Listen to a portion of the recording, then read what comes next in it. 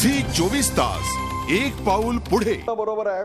अपशकून हा बाहेरून होण्यापेक्षा आतल्या लोकांनी तो करू नये एवढीच फक्त अपेक्षा या ठिकाणी मी व्यक्त करतो. कारण आतल्या लोकांच्या नरेंद्र मोदी बद्दलच्या भावना त्या सुद्धा आता बघणं महत्त्वाचं आहे. परंतु तरी सुद्धा सध्याच्या काळामध्ये नरेंद्र मोदी हाच भारतीय जनता पक्षाला तारणार होता. याचं कारण असं आहे की 4 राज्य, मग ती तमिळनाडू असेल, ओरिसा असेल, पश्चिम बंगाल असेल, आंध्र असेल, यांच्या जागा जवळपास 150 आहेत. म्हणजे 543 पैकी 150 जागा जर आपण वजा केल्या तर जवळपास या सगळ्या 150 जागांवर भारतीय जनता पक्षाचा प्रभाव आता 0 ही वस्तुस्थिती आहे. म्हणजे उरलेल्या 400 जागांमधनं 271 जागा भारतीय जनता पक्षाला मिळवायच्या आहेत. ते आता 116 वर आहेत. म्हणजे उरल्या 280 जागा. या 280 जागांमधून त्यांना उरलेल्या 80 जागा मिळवत 200 वर स्वतःला पोहोचायचं आहे. म्हणजे जवळपास प्रत्येक 3री जागा त्यांना आता निवडायची आहे, त्यांना आता निवडूनच आणायची आहे. ही निवड न करता त्यांना अत्यंत आक्रमक नेतृत्वाची गरज होती आणि सध्या काळामध्ये ते नेतृत्व मोदी पुरवतील अशी त्यांना आशा आहे. परंतु मोदींचं जे पोलरायझेशनचं राजकारण आहे ते भारताला शॉर्ट टर्म मध्ये जरी फायद्याचं असलं तरी ते लॉंग टर्म मध्ये फायद्याचं असणार आहे का, हाही एक प्रश्न या निमित्तानं ऐरणीवर येतोय. आजच्या घडीला तरी मोदींसमोर सर्वात मोठं आव्हान अंतर्गत लोकांना, अंतर्गत नेतृत्वाला कसं पुढे रेटायचं आणि त्याहीपेक्षा सुद्धा पक्षामध्ये जी मरगळ आलेली आहे ती मरगळ कशी पुढे न्यायची. प्रत्येक राज्यामध्ये जे नेतृत्वाचे वाद आहेत, मग महाराष्ट्रामध्ये जो नेतृत्वाचा वाद आहे गडकरी मुंडे वाद असेल, त्या ठिकाणी राजस्थानमध्ये वसुंधरा राजे नाराज आहेत, धुमाल यांचा पराभव आपण पाहिलेला आहे. हे सगळं, या सगळ्याची गणितं मोदी कसे मांडतात यावरच मोदींचं यापुढचं यश अवलंबून असणार आहे. याचं कारण 2099 साली जो भारतीय जनता पक्षाने एनडीए होता, 2004 साली एनडीए होता, त्यापेक्षा सुद्धा आत्ताचा एनडीए हा अतिशय विश्वासित आणि विस्कळलेला आहे. त्यांना एकत्र बांधणारा जो सिमेंटिंग फोर्स अटल बिहारी वाजपेयी होता तो आता नाही. किंवा अटल बिहारी वाजपेयींच्या सर्वसमावेशक राजकारणाचा एकही गुण आता मोदींमध्ये दिसत नसला तरी तो आणल्याशिवाय नरेंद्र मोदींना यापुढे पर्याय असणार नाही.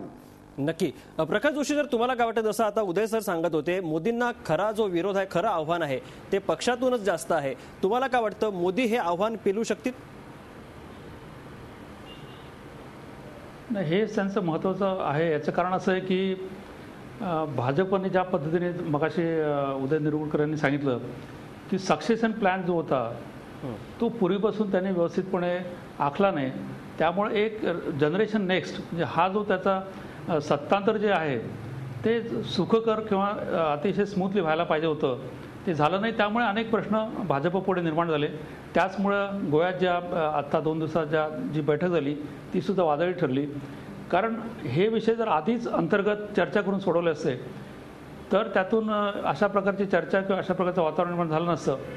परंतु विरोध असताना सुद्धा शेवटी भाजपच्या असं लक्षात आलं की आज पक्षाला आक्रमक नेतृत्वाची गरज आहे आणि त्यातूनच नरेंद्र मोदींची निवड झालेली आहे. ती निवड करताना अतिशय अडचणी आहेत हे लक्षात घेऊन सुद्धा ही निवड झाली आहे. त्यामुळे आता निवडणुका जवळ येत आहेत आणि त्या दृष्टीनं पक्षाची रणनीती जी आहे ती कुठंतरी आक्रमक हिंदुत्व हा मुद्दा राहील. जसं पूर्वी राम मंदिर हा मुद्दा घेऊन पक्षाने प्रचार केला आणि त्यांना यश आलं, त्या पद्धतीने कुठले नवीन मुद्दे काढतायत, कशा प्रकारे काँग्रेसवर टीका करतायत, ही आता त्यांची रणनीती त्यांना ठरवायला लागेल. नक्कीच प्रकाश सर, तुम्ही म्हणतात ते अगदी खरं आहे. काही दिवसांपूर्वी जे नेते मोदींच्या बाबतीत बोलायला फारसे पुढे येत नव्हते, बोलत नव्हते, तेच सर्व नेते आज कार्यकारिणीच्या बैठकीत मात्र मोदी नावाचा गजर करताना दिसले. मात्र आज जे आनंदाचे फटाके वाजले आहेत ते मोदींच्या मागे वाजू नयेत अशी एक अपेक्षा या ठिकाणी करूया. आणि मोदींची पुढची वाटचाल कशी असेल याविषयी आपण बोलूया. मोदींपुढे जसं अंतर्गत आव्हान आहे, अंतर्गत विरोध आहे, तसंच जर आणखी विचार केला तर प्रचाराची धुरा मोदींकडे सोपवण्यात आली आहे. तसंच मोदींचा अश्वमेध रोखण्यासाठी तिकडे काँग्रेसकडे युवराज राहुल गांधी देखील आहेत. पूनम महाजन यांच्याकडे मला जायचं आहे. पूनम महाजन, मुळात मोदींच्या विरोधात राहुल गांधींसारखं एक आव्हान असणार आहे. मुळात तुम्ही हे आव्हान मानता का आणि कसं हे आव्हान मोदी पेलणार? भारतीय जनता पार्टीची पद्धत लोकशाही नीत आहे. आज तुम्ही महाराष्ट्र बघितलं तर एक ऊसतोड कामगाराचा मुलगा महाराष्ट्राचा उपमुख्यमंत्री होऊ शकतो.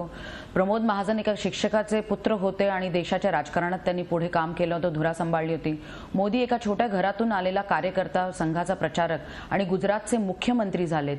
तर शिवराज सिंग चौहान अशी आमच्याकडे 100 उदाहरणं आहेत जी एका छोट्या कार्यकर्त्यापासून आज एक प्रतिनिधित्व करतायत.